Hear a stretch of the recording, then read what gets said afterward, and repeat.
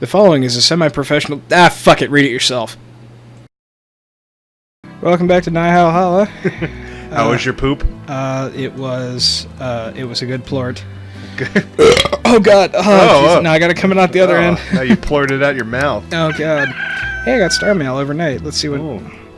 The Dash Boots at 7Z Corporation. Oh, so they send you gifts? No, they're... Advertising? They're letting me know that I can now buy the Dash Boots from the upgrade thing. Okay. Which I might get. I guess you just go faster. Alright, okay. Was that a fucking yawn? That was not a burp or a yawn, but it was like a pressure buildup in my throat that felt like it might have been a burp, but then it wasn't a burp. Man, you are having a lot of bodily functions here on episode 3. I don't know what's going on. Man, like... I'm actually a little bit scared. You want to put your hen in the harem? Yeah, I actually didn't even realize I had one. Punk.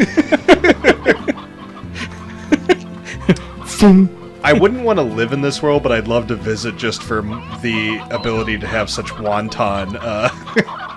Wanton? Wanton? Is that what you meant to say? I said wonton, didn't I? Yes. God, I suck at that. Because I've fucked with you over that before, and you gave me a whole bunch of shit. I did, because you said wonton destruction, and I was like, are you quoting that from the... Because one of the... Talos episodes is when you did it. Talos episodes, but the Munchkin game, there's a Munchkin Kung Fu. Oh, God. And one of the cards is wonton destruction. Oh, that's fucking cute.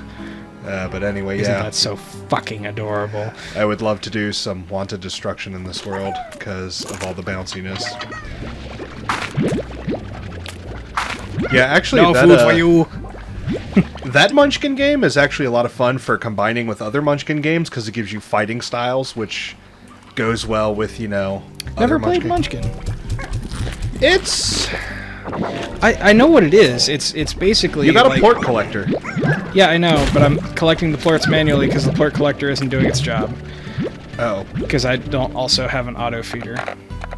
I think that's the problem anyway. Oh. So anyway, let's talk about a little bit about my mouse, since we were supposed to do that in episode 1, but now, like, that I've avoided myself of all other distractions, I feel like I can talk a little bit more clearly, more concisely. Would this be better for the review, or do you want to just go over it briefly? Well, I just want to say that it's like, it is the most customizable mouse on the market. Yeah. If you have an odd hand, or just really like being comfortable, don't like having to conform to a different style of mouse, and fan of ergonomics, and still have a need for... This is what I like the most about it. The sensor I have right now is 8200 DPI. It's not keyed up to anywhere near that, don't worry. This is, I think, the full 8200 DPI spin, and I am just barely moving my hand. Yeah. You can key it all the way up to its 8200 DPI full throughput, but it's also a twin laser optic. Okay. There are those that advocate for the true optic method, which is to use like an actual camera at X polling rate, and that polling rate for the best optic that Mad Catz has available is about 5000 DPI, is what it ends up being. The polling rate is 1 megahertz, 1000 hertz, so 1000 cycles or poles per second. Okay.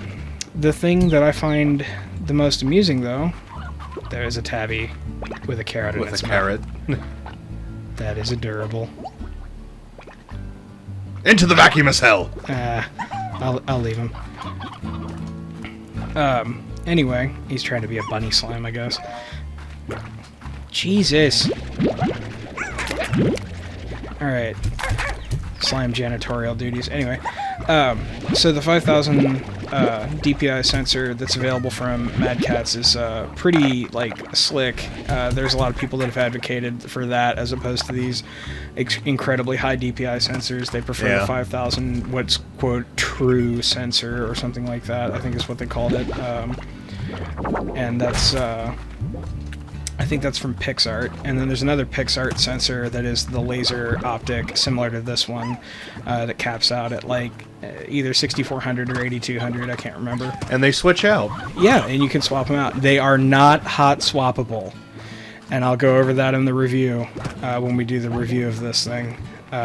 They are not hot swappable sensors. I tried to hot swap one, and lo and fucking behold, my mouse killed itself when I did that. So do not try to hot swap them, or you will have a bad time. How's Mad Catz doing? Have they sent you anything back yet? Yeah, 10 to 14 days as of yesterday, I will have a new mouse sensor. Thank God I ordered a replacement from Amazon, reasonably cheap, $25. Gets you a new sensor. And the other thing that this sensor swap out system allows us to do is, of course, upgrade the mouse.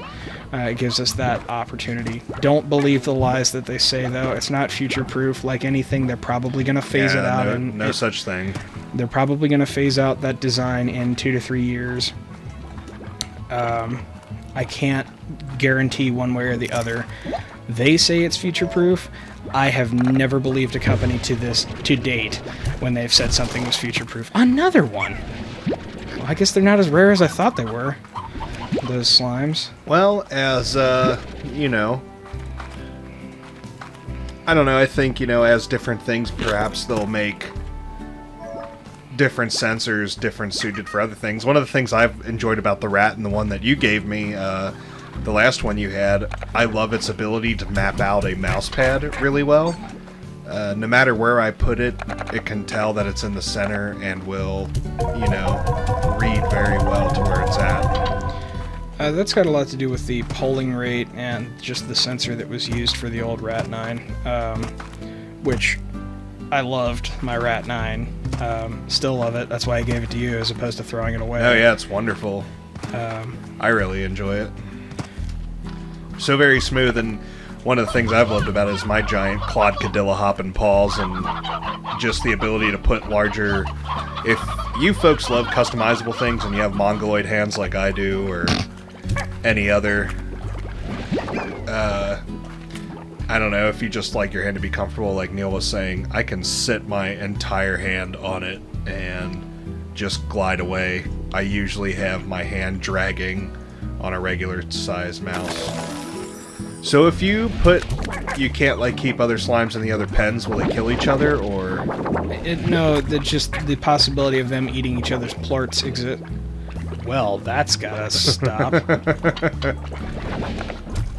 There you go, there's some food. Oh! It's right there. Yeah, there you go. Give me that plort. Give me that plort. Give me that plort. Give me that plort. Okay, anyway. So do you have to put a ceiling? Yeah, I'm gonna have to on this one. AirNet. Yay!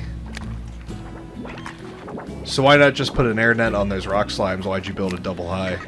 Because the double high is cheaper. The double high was only 350 and the AirNet is 425. Oh shit. There are certain slimes that are sensitive to light too. I'm not sure if these phosphor slimes are or not. I should probably check the Slimepedia before I just sit them out in sunlight, huh? Let's do that. Let's find the Slimepedia button. You found them in sunlight.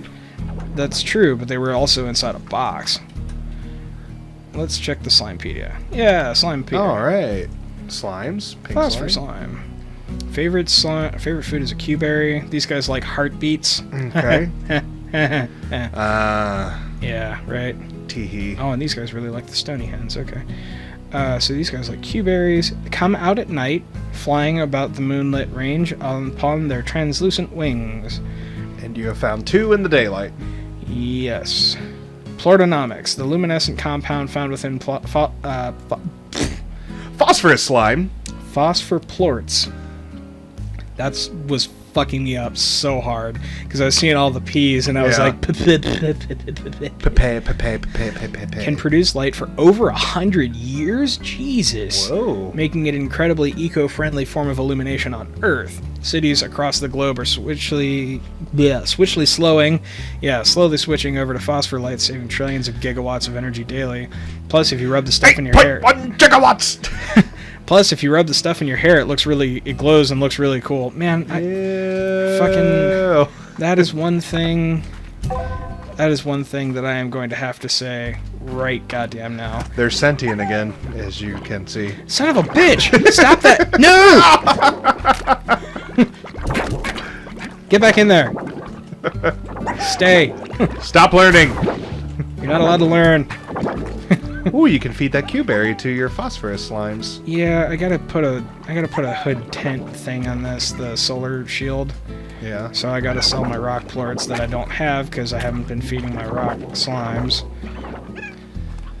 I haven't been feeding them heartbeats. So basically how this works is when they're happy, they plort an extra time.